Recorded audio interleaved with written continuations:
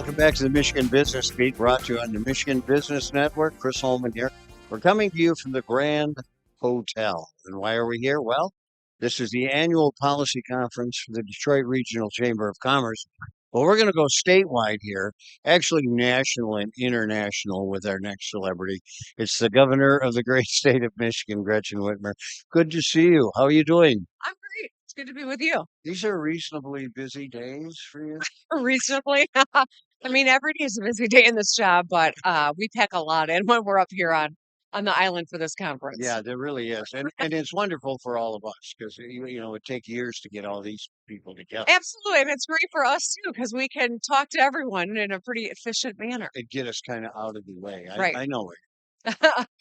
Hey, talk to me a little bit because a lot of what you've done these days has been national. It's been in DC. Well, you know what? I am really, really proud that we were able to get the Selfridge Air National Guard base recapitalized.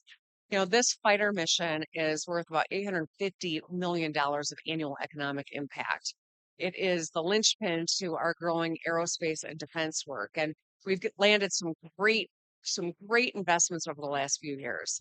SOP, we just broke ground just a few weeks ago in Grayling. I mean, it's really exciting that we were able to get this done. And under a Trump administration, I think it surprised a lot of folks. I took a lot of heat for being at the White House, but it's all worth it because getting this done is a BFD. Well, and you can't ignore your opposition or your problems. Well, You got to work with listen, I got to play whatever hand I'm dealt. Yeah. And, President Trump and I had our differences, to put it lightly, but I reached out. I said, let's put Michigan first. And he's been receptive and helpful. And I'm going to show up every time on behalf of Michigan. Well, you're still that woman in Michigan, so we're glad for that. That's good. Hey, let's talk a little bit about what you have planned for the rest of the way out. So you mean as governor or the conference? Well, as governor, yeah, we'll get through the conference today. So I'm going to take the stage later today. I am going to talk about the next 18 months and things that I want to get accomplished.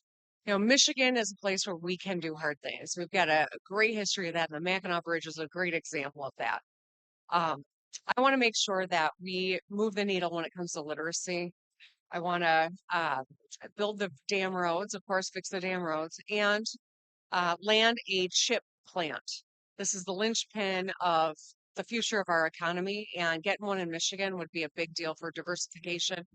And as we see and feel all the stress from the tariff chaos in DC, this is going to be really important for our long-term economic health in the state. So these are the things I want to stay focused on for the next 18 months, and I'll hand the keys over to whomever comes next and hope they can continue the work. Well, this is what I want to compliment you on, and that is to land that chip factory, you're going to have an educated workforce. Yep. And you have been dogged on supporting education. We've moved the needle. Yeah. We really have. When I set our goal at 60 by 30, so 60% of our adults with a post-secondary degree or certificate by 2030, we were under 45% when I took office. We're now north of 52%.